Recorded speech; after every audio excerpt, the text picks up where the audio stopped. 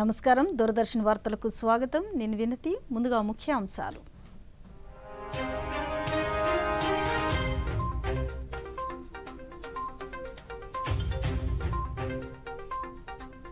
గుజరాత్లో ప్రధాని ఎన్నికల ప్రచారం మూడోసారి అధికారంలోకి రాగానే పేదలు రైతుల సంక్షేమాన్ని రెట్టింపు చేయడమే లక్ష్యమన్న నరేంద్ర మోదీ రాష్ట్రంలో హోరెత్తుతున్న ఎన్నికల ప్రచారాన్ని ముమ్మరం చేసిన ప్రధాన రాజకీయ పార్టీలు ఏలూరులో ముఖ్యమంత్రి ఎన్నికల ప్రచారం వైసీపీ ప్రభుత్వ పాలనలో సంక్షేమ పథకాలను ప్రజలందరికీ అందించామన్న వైఎస్ జగన్మోహన్ రెడ్డి బాపట్ల జిల్లా చీరాలలో తెలుగుదేశం పార్టీ ప్రజాగళం సభ అధికారంలోకి రాగానే 100 రోజుల్లో గంజాయి డ్రగ్స్ పై ఉక్కుపాదం మోపుతామన్న నారా చంద్రబాబు నాయుడు యలమంచిలిలో జనసేన అధ్యక్షులు పవన్ కళ్యాణ్ ప్రచారం మానవ హక్కుల ఉల్లంఘన జరిగితే పోరాడతామని హామీ. వార్తల్లోని వివరాలు. రాష్ట్రపతి ద్రౌపది ముర్ము ఉత్తరప్రదేశ్లో అయోధ్యను సందర్శించారు. రామ మందిరంలో బాలరాముని దర్శించుకుని ప్రత్యేక పూజలు చేశారు. ముందుగా రాష్ట్రపతి అయోధ్యలోని హనుమ ఘాట్ను సందర్శించి హనుమంతుడిని దర్శించుకున్నారు. అనంతరం సరయూ ఘాట్ వద్ద సరయూ నదికి ప్రత్యేక పూజలు నిర్వహించారు. కాగా రాష్ట్రపతి హోదాలో ముర్ము అయోధ్యను సందర్శించడం ఇదే తొలిసారి.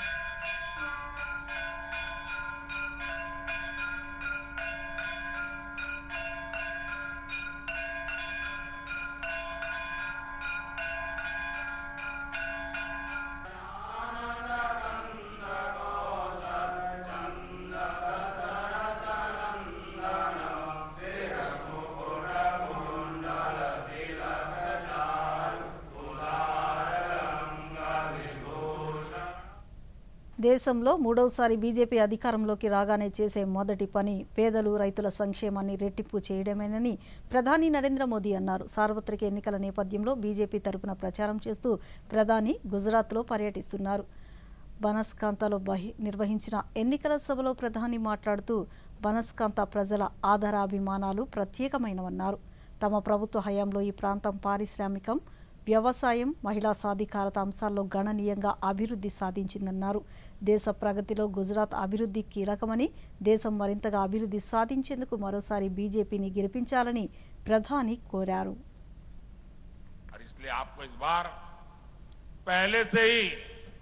कहीं अधिक एकजुट होकर हर बूथ पर कमल खिलाना है और मेरी गुजरात बीजेपी वालों से और गुजरात के मेरे भाई बहन से सिर्फ सबकी सब लोकसभा की सीटें जीत करके मैं संतुष्ट होने वालों में से नहीं हूं और इस पोलिंग बूथ जीतने की सफलता ही बनासकांठा से बहन रेखा बहन चौधरी और पाटन से भाई भरत सिंह डाभी वो विजयी होकर के दिल्ली आएंगे, आपके आशीर्वाद से आएंगे और आप जब उनको एक वोट देंगे तो वोट उनको जाएगा इतना नहीं है, वो वोट सीधा सीधा मोदी को जाएगा और जब वो वोट मोदी को जाएगा मतलब गारंटी पक्की हो जाएगी. भाइयों बहनों, मैं आज गुजरात के लोगों को सैल्यूट करूंगा. उन्होंने अपनी सूझबूझ से यहां कभी भी अस्थिर सरकार नहीं आने दी. आप किसी शॉर्ट टर्म प्रलोभन में नहीं पड़े. देश के कई राज्यों में राजनीतिक अस्थिरता ने उनका बहुत नुकसान किया. వైసీపీ ప్రభుత్వ పాలనలో సంక్షేమ పథకాలను ప్రజలందరికీ అందించామని ముఖ్యమంత్రి వైఎస్ జగన్మోహన్ రెడ్డి పేర్కొన్నారు. సార్వత్రిక ఎన్నికల ప్రచారంలో భాగంగా వివిధ నియోజకవర్గాల్లో ముఖ్యమంత్రి సుడిగాలి పర్యటన చేస్తూ అభ్యర్థుల తరపున ప్రచారం చేస్తున్నారు. రాష్ట్రంలో 90% పేదలకు మంచి చేస్తున్నామన్న ముఖ్యమంత్రి తెల్ల రేషన్ కార్డులను అందించామన్నారు. 95% మందికి ఆరోగ్యశ్రీ కార్డులను అందించామని, విద్యార్థుల ఉన్నత చదువులకు దేశంలో ఎక్కడా లేని విధంగా 93% మందికి విద్యా దీవెన, వసతి దీవెన పథకాలు వర్తింపచేశామన్నారు. ఈ పథకాలన్నీ కొనసాగాలంటే మరోమారు వైసీపీ ప్రభుత్వమే అధికారంలోకి రావాలన్నారు. చంద్రబాబుకు మధ్య జరుగుతా ఉన్న యుద్ధం కాదు ఈ ఎన్నికలు, పేదలకు చంద్రబాబు మోసాలకు మధ్య జరుగుతా ఉన్న యుద్ధం. ఈ ఎన్నికలు కేవలం ఎమ్మెల్యేలను, కేవలం ఎంపీలను ఎన్నుకునేందుకు జరుగుతా ఉన్న యుద్ధం కాదు ఇది. ఈ ఎన్నికలు వచ్చే 5 ఏళ్ల మీ ఇంటింటి అభివృద్ధిని, పేదవాడి భవిష్యత్తుని నిర్ణయించబోయేది ఈ ఎన్నికలు అన్నది ప్రతి ఒక్కరూ కూడా గుర్తుపెట్టుకోమని సవినయంగా మీ అందరితో కూడా కోరుతా ఉన్నా. ఈ ఎన్నికల్లో మీ జగన్కు మీరు ఓటు వేస్తే పథకాలన్నీ కూడా కొనసాగింపు, మరో 2 అడుగులు ముందుకు, ఇంట అభివృద్ధి. అదే పొరపాటున చంద్రబాబుకు ఓటు వేస్తే పథకాలన్నీ ముగింపు, మళ్ళీ మోసపోవటమే. ఇదే బాబు గత చరిత్ర చెప్తా ఉన్న సత్యం.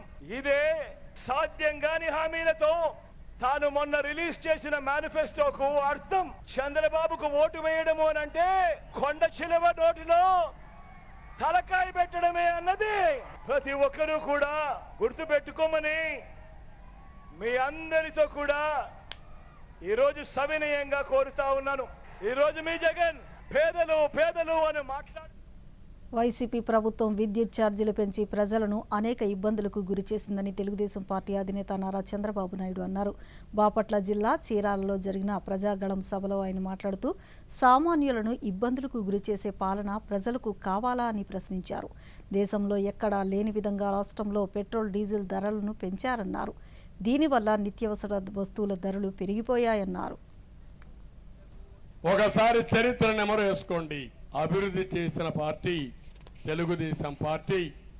అభివృద్ధి సంక్షేమాన్ని ముందుకు తీసుకుపోయే సత్తా ఉండే కూటమి ఎన్డీఏ కూటమి అని చెప్పి నేను మీకు తెలియజేస్తున్నా. ఈరోజు నరేంద్ర మోడీ గారు భారతదేశానికి ఒక విజన్ ఇచ్చాడు. 2047కి భారతదేశం ప్రపంచంలో ఒక అగ్రదేశంగా ఉండాలని, భారతీయులు నెంబర్ 1గా ఉండాలని, దీనికి వికసిత్ భారత్ అనే కార్యక్రమంలో ఒక విజన్ తయారు చేశాడు. నేను ఆలోచించాను, ఎప్పుడో 99లో సమైక్య ఆంధ్రప్రదేశ్కి ఒక విజన్ ఇచ్చాను. విజన్ 2020 తయారు చేశాను. ఈరోజు రాష్ట్రం విడిపోయింది, కానీ ఆ రోజు నేను అనుకున్న పనులన్నీ హైదరాబాద్లో జరిగాయి. ఆ హైదరాబాద్ నగరం తెలంగాణకు పోయే పరిస్థితి వచ్చింది. కానీ ఒక్క విషయం మీరు గుర్తుపెట్టుకోవాలి, పాలకులను వాళ్ళం ప్రజల కోసం బ్రతకాలి. మేము చేసే పనులు మాతోనే అంతం కావాలని కోరుకుంటే అది దుర్మార్గం అవుతుంది. మానవ హక్కుల ఉల్లంఘన జరిగితే పోరాడతామని జనసేన పార్టీ అధ్యక్షుడు పవన్ కళ్యాణ్ పేర్కొన్నారు. ఎన్నికల ప్రచారంలో భాగంగా యలమంచిలిలో జరిగిన ప్రచారంలో పవన్ కళ్యాణ్ మాట్లాడుతూ యువతకు నైపుణ్య శిక్షణ అందించి ఉపాధి కల్పిస్తామన్నారు. ప్రజల కోసం కార్మికుడిలా పనిచేస్తామన్నారు. హక్కుల కోసం పోరాడితే జగన్మోహన్ రెడ్డి ప్రభుత్వం ప్రజలపై కేసులు పెట్టిందన్నారు. గతంలో జగన్మోహన్ రెడ్డికి ఒక్క ఛాన్స్ ఇవ్వడం వల్లే రాష్ట్రాన్ని భ్రష్టు పట్టించారన్నారు.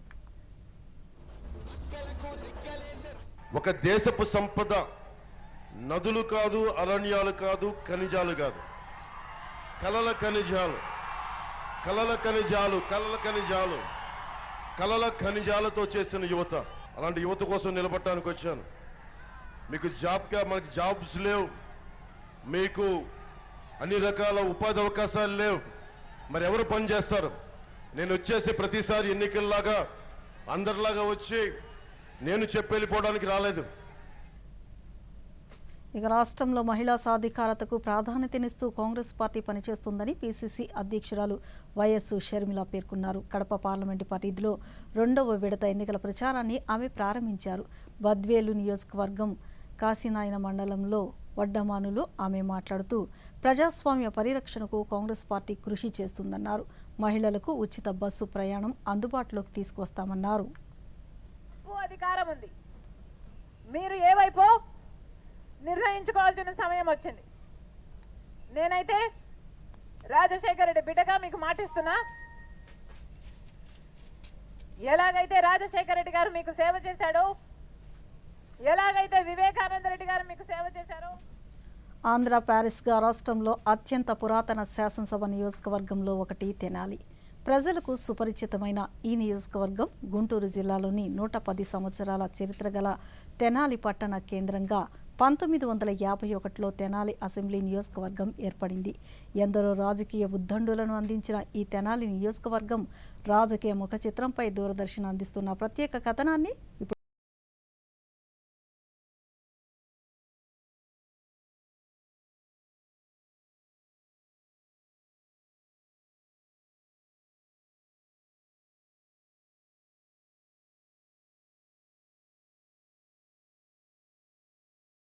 రాష్ట్రంలోని అత్యంత పురాతన శాసనసభ నియోజకవర్గాల్లో ఒకటి తెనాలి. ప్రజలకు సుపరిచితమైన ఈ నియోజకవర్గం గుంటూరు జిల్లాలోని 110 సంవత్సరాల చరిత్ర గల తెనాలి పట్టణ కేంద్రంగా 1951లో తెనాలి అసెంబ్లీ నియోజకవర్గం ఏర్పడింది.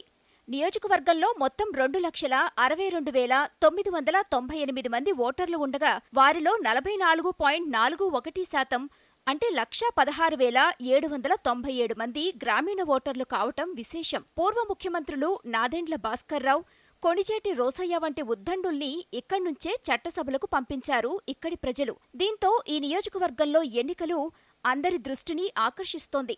అలాగే రాష్ట్ర రాజకీయాల్లో సుపరిచితులైన అన్నాబత్తుని సత్యనారాయణ, ఆలపాటి వెంకట్రామయ్య వంటి సీనియర్ నేతలు కూడా ఇక్కడివారే. ఇప్పటి వరకు తెనాలి అసెంబ్లీ నియోజకవర్గానికి 15 సార్లు ఎన్నికలు జరగ్గా 7 సార్లు కాంగ్రెస్, 5 సార్లు టీడీపీ, జనతా పార్టీ ఒకసారి, వైసీపీ ఒకసారి, స్వతంత్ర అభ్యర్థి ఒకసారి విజయాన్ని సాధించారు. 2019 ఎన్నికల్లో తెనాలి నియోజకవర్గంలో 78.24% పోలింగ్ జరిగింది. ఈ ఎన్నికల్లో సిట్టింగ్ ఎమ్మెల్యే వైసీపీ అభ్యర్థి అన్నాబత్తుని శివకుమార్ తన సమీప ప్రత్యర్థి తెలుగుదేశం పార్టీకి చెందిన ఆలపాటి రాజాపై 17,649 ఓట్ల తేడాతో విజయాన్ని సాధించారు. ఇక ప్రస్తుతం sitting MLA Annabathuni Sivakumar YCP తరపున బరిలో ఉన్నారు. వైసీపీ ప్రభుత్వం చేసిన అభివృద్ధి కార్యక్రమాలు, సంక్షేమ పథకాలే తనకు విజయాన్ని అందిస్తాయి అని ఆత్మవిశ్వాసంతో ఉన్నారు. ప్రజలతో పాటు ప్రజల మధ్య ఉంటానని హామీ ఇస్తూ పార్లమెంటు వైసీపీ అభ్యర్థి కిలారి రోసయ్యతో పాటు నియోజకవర్గంలో ప్రచారాన్ని నిర్వహిస్తున్నారు. రాష్ట్రంలో జరుగుతున్న ఎలక్షన్స్ ముఖ్యమంత్రి గారు చెప్పినట్టు సామాజిక చైతన్యం తీసుకొచ్చి ప్రజలందరూ పరిపాలనలో భాగస్వామ్యం చేసిన, ఆ చేసి చూపించిన వ్యక్తి ఒక పక్క, జగన్మోహన్ రెడ్డి గారిని ఓడించడం కోసం మెడలో ఒక కండవా కాకుండా 3-4 గుడ్డ పీలికలు గుట్టించుకొని ఏ రంగు ఏందో, ఏ ఎజెండా ఏందో కూడా తెలియకుండా ఇంకో పక్కన కూటమి లాగా. అదే తెనాలి నియోజకవర్గానికి వస్తే ఈ ఎలక్షన్ విశ్వసనీయతకి, వెన్నుపోటుకి తెనాల్లో జరుగుతున్న ఎలక్షన్. ఇక అన్నాబత్తుని శివకుమార్కు ప్రధాన అభ్యర్థిగా టీడీపీ, జనసేన, బీజేపీ కూటమి తరపున జనసేన పార్టీలో నెంబర్ 2 స్థానంలో ఉన్న నాదెండ్ల మనోహర్ పోటీ చేస్తున్నారు. తన తండ్రి నాదెండ్ల భాస్కర్రావు తెనాలి పట్టణానికి అందించిన సేవలు, జనసేన పార్టీలో తన స్థానం, టీడీపీ స్థానిక నాయకులు ఆలపాటి రాజా అండా వంటివి నాదెండ్ల మనోహర్కు కలిసి వచ్చే అంశాలు.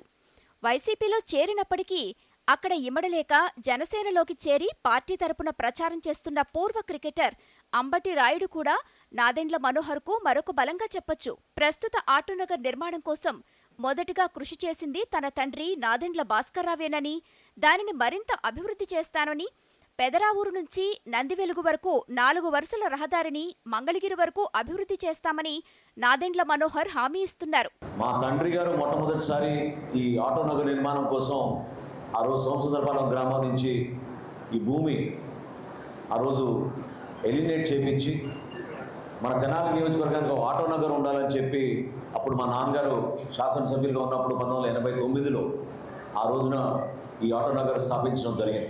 ఏ విధంగా మనం 4 లేన్ల రహదారి పెదరావూరు నుంచి నందివెల్లి వరకు ఆ రోజున 68 కోట్ల రూపాయలతోటి ప్రారంభించామో ఆ రహదారిని ఖచ్చితంగా మంగళగిరి వరకు తీసుకెళ్ళి మనకి ప్రతిరోజు మీకు ఎవరు కూడా ఇబ్బందులు కలగకుండా ఆ సౌకర్యాన్ని మీకు అతి త్వరలో తీసుకొచ్చే విధంగా మేము నిలబడతాం. ఇక స్థానిక సమస్యల విషయానికొస్తే 110 సంవత్సరాల చరిత్ర ఉన్న తెనాలి పట్టణంలో స్థానిక అభివృద్ధి, మౌలిక సదుపాయాల కొరతతో ఈ నియోజకవర్గం మాత్రం తీవ్రంగా వెనుకబడింది. మురుగు కాలువలు, తెనాలి నుంచి గుంటూరు, విజయవాడలను కలిపే ప్రధాన రహదారులు దుర్భరమైన పరిస్థితుల్లో ఉండటం, ఆటోనగర్ అభివృద్ధి వంటివి ప్రధాన స్థానిక సమస్యలుగా చెప్పొచ్చు. వీటిపై వైసీపీ, జనసేన అభ్యర్థులిద్దరూ కూడా హామీలిస్తూ ముందుకు సాగుతున్నారు. జాతీయ పార్టీగా వెలుగొంది తెనాలి నియోజకవర్గంలో 5 సార్లు జెండా ఎగురవేసిన కాంగ్రెస్ పార్టీ ఈసారి పోటీలో లేకపోవటం అందరినీ విస్మయానికి గురిచేసిందని రాజకీయ విశ్లేషకులు భావిస్తున్నారు. ఈ పార్టీ బీఫారం షేక్ బషీర్ దక్కించుకున్నారు. అయితే బషీర్ నామినేషన్ను సాంకేతిక కారణాల వల్ల తిరస్కరించబడడంతో కాంగ్రెస్ పార్టీకి అభ్యర్థి లేనట్లయింది. కాంగ్రెస్ అభ్యర్థి ఉన్నా కూడా పెద్దగా ప్రభావం చూపని పరిస్థితుల్లో ఆ పార్టీ ఉందని, వైసీపీ కూటమి అభ్యర్థులిద్దరూ బలంగా ఉన్న నేపథ్యంలో కాంగ్రెస్కు దశాబ్దాల తరబడి ఉన్న ఓటు బ్యాంకు ఫలితాన్ని నిర్ణయించే అవకాశాలు ఉన్నాయని భావిస్తున్నారు. ఇక సిబిఐ పూర్వ జాయింట్ డైరెక్టర్ జేడీ లక్ష్మీనారాయణ స్థాపించిన జై భారత్ నేషనల్ పార్టీ కూడా తన అభ్యర్థిని తెనాలిలో నిలబెట్టగా అతని తరపున జేడీ స్వయంగా తెనాలిలో ఒకసారి పర్యటించారు. ఏది ఏమైనా ఈ ఆంధ్ర ప్యారిస్లో పోరు మాత్రం ద్విముఖంగానే సాగు.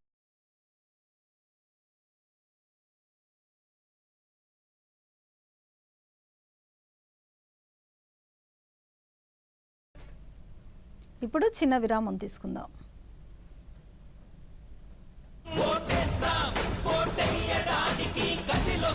సాధారణ ఎన్నికలు, లోక్సభ మరియు ఆంధ్రప్రదేశ్ శాసనసభ 2024. పోలింగ్ తేదీ మే 13, 2024. ఓటు వేయడానికి సిద్ధంగా ఉండండి. ఎన్నికల పర్వం దేశానికి గర్వం. దివ్యాంగులు మరియు సీనియర్ సిటిజన్స్ కోసం హామీ ఇవ్వబడిన సౌకర్యాలు: ర్యాంప్ మరియు వీల్ చైర్, బ్రెయిలీతో ఎలక్ట్రానిక్ ఓటింగ్ మిషన్, దివ్యాంగులకు ప్రత్యేక క్యూలైన్ ప్రాధాన్యత, సంకేత భాష, దివ్యాంగులకు రవాణా సౌకర్యం. వెంటనే సాక్ష్యం యాప్ ని డౌన్లోడ్ చేసుకోండి. సౌకర్యవంతంగా ఓటు వేయండి. జారీ చేయువారు ప్రధాన ఎన్నికల అధికారి, ఆంధ్రప్రదేశ్. నీకు గట్టి ఇన్సెంటివ్ దొరికింది. ఏంటి ప్లాన్? గవర్నమెంట్ సెక్యూరిటీస్ లో ఇన్వెస్ట్మెంట్. బాగా సరిగ్గా అనుకుంటున్నారు. ఇప్పుడు గవర్నమెంట్ సెక్యూరిటీస్ లో ఇన్వెస్ట్ చేయడం సులువైపోయింది. కానీ ఎలా? ఆర్బీఐ రీటైల్ డైరెక్ట్ స్కీమ్ లో మీరు బ్రోకర్ లేకుండా ఇన్వెస్ట్ చేయవచ్చు. పైగా మీకు మీ పెట్టుబడిపై రిటర్న్స్ వస్తాయి. ఆర్బీఐ పోర్టల్లోకి వెళ్ళండి, ఉచితంగా అకౌంట్ తెరిచి మీ బ్యాంక్ ఖాతా నుంచి నేరుగా డబ్బు ఇన్వెస్ట్ చేయండి. సురక్షితం, సులభం. రిటైర్మెంట్ తర్వాత నేను ఇందులోనే ఇన్వెస్ట్ చేస్తా. మీరు చాలా బాగా చెప్పారు. ఆర్బీఐ అంటుంది, విషయాలు తెలుసుకోండి, జాగరూకంగా ఉండండి. కృష్ణా జిల్లాలో ఎన్నికలు స్వేచ్ఛగా ప్రశాంత వాతావరణంలో నిర్వహించేందుకు అన్ని చర్యలు తీసుకుంటున్నామని జిల్లా కలెక్టర్ డీకే బాలాజీ తెలిపారు. జిల్లా కలెక్టరేట్లో ఆయన మీడియాతో మాట్లాడుతూ జిల్లా వ్యాప్తంగా మొత్తం 15,39,460 మంది ఓటర్లు ఉండగా 7,46,071 మంది పురుషులు, 7,93,332 మంది మహిళా ఓటర్లు, థర్డ్ జెండర్లు 57 మంది ఉన్నారన్నారు. మే 2 నుంచి 10 వరకు హోమ్ ఓటింగ్ బృందాలు ఇంటింటికి వెళ్లి హోమ్ ఓటింగ్ నిర్వహిస్తాయన్నారు. మనము 2 స్పెల్స్లో హోమ్ ఓటింగ్ టీమ్స్ని వాళ్ళ ఇంటికే వెళ్ళి టీమ్స్ ఓటు వేయిస్తాము. అది కూడా ఫస్ట్ స్పెల్ వచ్చి మే 2వ తేదీ నుంచి 8వ తేదీ వరకు జరుగుతుంది. మళ్ళీ ఆ రోజుల్లో మేము మా బృందం అక్కడ వెళ్ళినప్పుడు ఎవరైనా లేకపోతే ఆ లెఫ్ట్ ఓవర్ ఓటర్స్ని కవర్ చేసేదానికి సెకండ్ ఫేజ్ మేము 9 మే ప్లస్ 10 మే రిజర్వ్ చేసి పెట్టడం జరిగింది. సో అందరి సహకారంతో ఖచ్చితంగా ఈసారి కృష్ణా జిల్లాలో ఎన్నికల్ని సమర్థవంతంగా నిర్వర్తిస్తాము. సో కృష్ణా జిల్లా ప్రజలందరికీ నాది ఒకటే కోరిక, ఇదొక ప్రజాస్వామ్య. సార్వత్రిక ఎన్నికలకు సంబంధించి కాకినాడ జిల్లాలో ఓటర్ స్లిప్లను బూత్ స్థాయి అధికారుల ద్వారా పంపిణీ చేస్తున్నట్లు జిల్లా కలెక్టర్ జె నివాస్ తెలిపారు. కలెక్టరేట్లో ఆయన మీడియాతో మాట్లాడుతూ జిల్లా వ్యాప్తంగా 16,34,122 మంది ఓటర్లు ఉన్నారన్నారు. గత ఎన్నికల్లో పోలింగ్ శాతం కంటే ఎక్కువ పోలింగ్ నమోదుకు చర్యలు చేపట్టామన్నారు. ఓటర్ స్లిప్లు తీసుకోవడంతో పాటు ప్రజలు తమ ఓటు ఏ పోలింగ్ స్టేషన్లో ఉందో అధికారులను అడిగి తెలుసుకోవాలన్నారు. ఏవైతే ఫామ్ 6 అవన్నీ కూడా మనం ప్రాసెస్ చేసి డిస్పోజ్ చేసిన తర్వాత మనం ఈరోజు మనకు ఉన్నటువంటి ఎలక్టర్స్ 16,34,122 మంది ఎలక్టర్స్ మనం ఫైనల్ జిల్లాలో ఉన్నటువంటి ఎలక్టర్స్గా మనం చేయడం జరిగింది. మీ అందరికీ తెలుసు, ఈ ఎలక్టర్స్ అందరికీ కూడా వాళ్ళకి ఫెసిలిటేట్ చేసే విధంగా ఓటర్ స్లిప్ కార్యక్రమం కూడా ఇప్పుడు మొదలు పెడుతున్నాము. బిఎల్ఓ అందరితో ఒక మీటింగ్ పెట్టి వాళ్ళందరికీ కూడా ఈ ఓటర్ స్లిప్స్ ఇవ్వడమని చెప్పాము. దాంతోపాటు ఈసారి we're going to give a voter guide. అంటే ఓటర్కి ఇంకా కొంచెం వివరాలు, వాళ్ళ ఓటు ఫస్ట్ ఏ రకంగా వాళ్ళు వినియోగం చేసుకోవాలి, ఇవన్నీ కూడా దాని ఇచ్చే వాళ్ళకి ఒక గైడ్ కూడా మనం ఈసారి ఇస్తాం. తర్వాత ఈసారి మన జిల్లాలో రాష్ట్రంలోని అన్ని వర్గాల ప్రజలకు మధ్యవర్తుల ప్రమేయం లేకుండా కేంద్ర ప్రభుత్వం సంక్షేమాన్ని అందించిందని బీజేపీ రాష్ట్ర అధికార ప్రతినిధి సాదినేని యామిని శర్మ అన్నారు. విజయవాడలో ఆమె మీడియాతో మాట్లాడుతూ వైసీపీ పాలనలో భూముల కబ్జాలు, ఇసుక దోపిడీ, మద్యం స్కామ్లతో ప్రజలు విసిగిపోయారన్నారు. ల్యాండ్ టైటిలింగ్ యాక్ట్ పేరుతో ప్రజల ఆస్తులను ప్రభుత్వం స్వాధీనం చేసుకోవాలని చూస్తోందని, దీనిని ఉపేక్షించేది లేదన్నారు. అందరికీ తెలిసి ఇసుకని సామాన్య మానవుడికి, పేదలకి అందనీయకుండా చేసి ఆ రంగం పైన అంటే భవన నిర్మాణ కార్మికులు కావచ్చు, పెయింటర్లు కావచ్చు, మేస్త్రీలు కావచ్చు, కూలీలు కావచ్చు, ఎలక్ట్రీషియన్లు, ప్లంబర్లు, ఇట్లా ప్రతి ఒక్కరూ ఆ నిర్మాణ రంగంలో ఆధారపడి ఉన్నటువంటి కార్మికులు దాదాపు 50 లక్షల మంది పైగా పొట్టగొట్టింది వైసీపీ ప్రభుత్వం. మరి వారందరి ఆ పొట్టగొట్టిన కార్మికులందరూ కూడా ఈ కార్మికుల దినోత్సవం రోజున మీకు శాపనార్థాలు పెట్టరా అని మేము ప్రశ్నిస్తున్నాం. ఏ రంగంలో ఉన్నటువంటి కేవలం ఆ భవన నిర్మాణ కార్మికులే కాదు, దాదాపుగా అసంఘటిత రంగానికి సంబంధించి అందరి కార్మికులు, ఒక పక్క యువత అందరూ కూడా ఈ రోజున కూటమి ఉమ్మడిగా ప్రకటించిన మేనిఫెస్టో రాష్ట్ర ప్రజల భవిష్యత్తుకు భరోసా ఇచ్చేదిగా ఉందని విజయనగరం శాసనసభ కూటమి అభ్యర్థి పూసపాటి అతిథి విజయలక్ష్మి గణపతిరాజు పేర్కొన్నారు. విజయనగరంలో ఈరోజు ఆమె మీడియాతో మాట్లాడుతూ రాష్ట్రాన్ని స్వర్ణాంధ్రప్రదేశ్గా మార్చేదిగా మేనిఫెస్టో ఉందని, కూటమి విజయంతో రాష్ట్రంలోని అన్ని వర్గాల ప్రజలకు మేలు జరుగుతుందన్నారు. ఆర్థిక క్యాపిటల్, ఫైనాన్షియల్ క్యాపిటల్గా ఉండిందో అలాగే మనం ఇప్పుడు కూడా మనం ఆ విధంగానే ఫైనాన్షియల్ క్యాపిటల్గా మనం కొనసాగిస్తాం.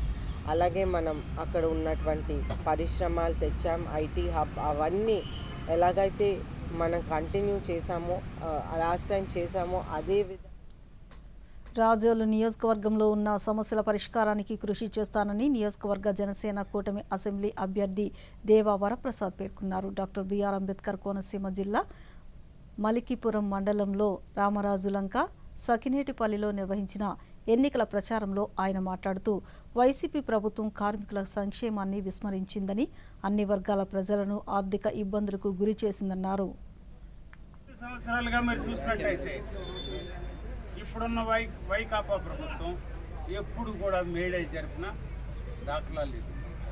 అంటే కార్మికుల మీద, వారి యొక్క సంక్షేమం మీద, వారి యొక్క అభివృద్ధి మీద వారికి ఉన్న అభిప్రాయం చాలా తక్కువ.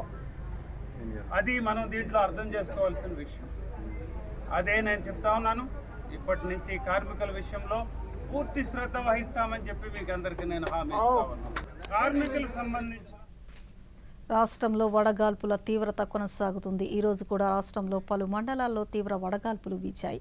వడగాల్పుల దృష్ట్యా ప్రజలు అప్రమత్తంగా ఉండాలని రాష్ట్ర విపత్తుల నిర్వహణ సంస్థ అధికారులు తెలిపారు. అత్యవసరమైతే తప్ప ప్రజలు ఉదయం 11 తరువాత సాయంత్రం 4 గంటల వరకు బయటకు రావద్దని సూచించారు.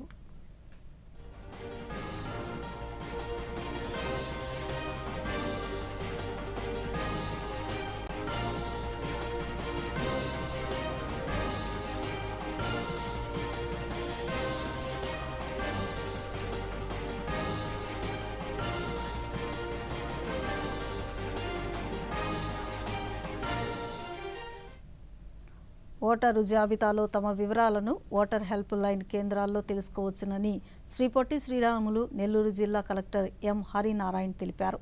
జిల్లాలో ఏర్పాటు చేసిన ఓటర్ హెల్ప్ లైన్ కేంద్రాలను ప్రారంభించిన కలెక్టర్ మాట్లాడుతూ మే 13న జరిగే పోలింగ్లో ప్రతి ఒక్కరూ తమ ఓటు హక్కును వినియోగించుకోవాలన్నారు. ఉదయం 7 గంటల నుంచి సాయంత్రం 6 గంటల వరకు పోలింగ్ జరుగుతుందన్నారు. జిల్లాలోని ముఖ్యమైన ప్రాంతాల్లో మున్సిపాలిటీలు, నియోజకవర్గాల్లో ఓటర్ హెల్ప్ లైన్ కేంద్రాలు ఏర్పాటు చేశామన్నారు. స్మార్ట్ ఫోన్ లేనివారు సమీపంలో ఓటర్ హెల్ప్ లైన్ కేంద్రానికి వెళ్లి తమ ఓటు ఏ కేంద్రంలో ఉందో తెలుసుకోవచ్చునని వివరించారు. ఓటు హక్కు కలిగి ఉన్నటువంటి పౌరులు ఉన్నారో వారికి వారి యొక్క పోలింగ్ స్టేషన్ ఎక్కడ ఉందని తెలుసుకోవడానికి వీలుగా, ముఖ్యంగా ఎవరైతే మనకు నిరుపేదలు, ఈ సెల్ ఫోన్, స్మార్ట్ ఫోన్ లేకుండా ఉన్నటువంటి వారు ఎవరైతే ఉన్నారో వారికి ఉపయోగపడే దిశగా ఎక్కడైతే మనకు ఎక్కువ జనాభా మూమెంట్ ఉన్నటువంటి ప్రాంతాల్లో ఈ ఓటు సహాయక కేంద్రం ఏర్పాటు చేస్తూ వారి యొక్క ఓటు ఎక్కడ ఉంది, ఏ పోలింగ్ స్టేషన్లో ఉందని వారి కాకినాడకు రాజకీయంగానూ చారిత్రాత్మకంగానూ ఓ ప్రత్యేక స్థానం ఉంది. జిల్లాల పునర్విభజన ముందు తూర్పుగోదావరి జిల్లా ప్రధాన కేంద్రంగానే కాకుండా ఓడరేవు పట్టణంగా కూడా కాకినాడ పేరొందింది. కాకినాడ నియోజకవర్గంగా 2009 వరకు ఉన్న నియోజకవర్గాల పునర్విభజనలో కాకినాడ నగరంగా మారింది. 2024 ఎన్నికల నేపథ్యంలో కాకినాడ సిటీ నియోజకవర్గంపై దూరదర్శన్ అందిస్తున్న ప్రత్యేక కథనాన్ని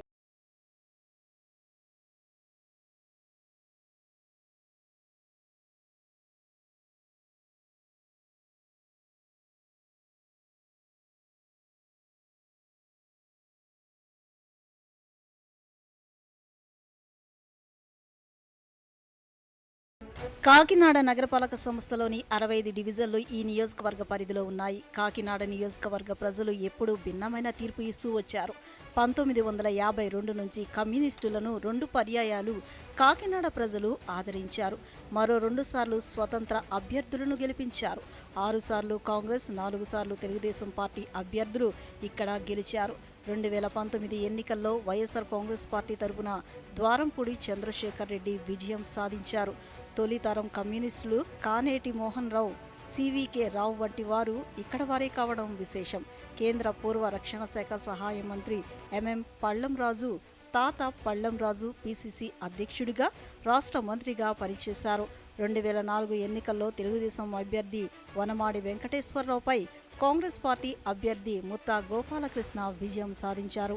అప్పటి వరకు జరిగిన ఎన్నికల్లో అత్యధిక మెజారిటీ సాధించిన వ్యక్తిగా ముత్తా గోపాలకృష్ణ రికార్డు గడించారు. ఈ ఎన్నికల్లో ముత్తా గోపాలకృష్ణకు 33,000 ఓట్లకు పైగా ఆధిక్యం లభించింది. 2009 ఎన్నికల్లో స్వర్గీయ వైఎస్ రాజశేఖర్ రెడ్డి అనుచరుడిగా అనూహ్యంగా రంగంలోకి వచ్చిన ద్వారంపూడి చంద్రశేఖర్ రెడ్డి కాంగ్రెస్ పార్టీ తరపున టికెట్ సాధించి ప్రజారాజ్యం పార్టీ అభ్యర్థి బండారు హరిపై 9,779 ఓట్ల తేడాతో విజయం సాధించారు. తరువాత జరిగిన 2014 ఎన్నికల్లో తెలుగుదేశం పార్టీ అభ్యర్థి వనమాడి వెంకటేశ్వరరావు వైసీపీ అభ్యర్థి ద్వారంపూడి చంద్రశేఖర్ రెడ్డిపై 24,259 ఓట్ల తేడాతో విజయం సాధించారు. 2019 ఎన్నికల్లో తిరిగి వైసీపీ అభ్యర్థిగా ద్వారంపూడి చంద్రశేఖర్ రెడ్డి, టీడీపీ అభ్యర్థి వనమాడి వెంకటేశ్వరరావుపై 14,111 ఓట్ల తేడాతో విజయం సాధించారు. ఈ ఎన్నికల్లో బీజేపీ, టీడీపీ, జనసేన పొత్తుల్లో భాగంగా కూటమి తరపున వనమాడి వెంకటేశ్వరరావు పోటీలో ఉండగా వైసీపీ అభ్యర్థిగా సిట్టింగ్ ఎమ్మెల్యే ద్వారంపూడి చంద్రశేఖర్ రెడ్డి పోటీలో ఉన్నారు.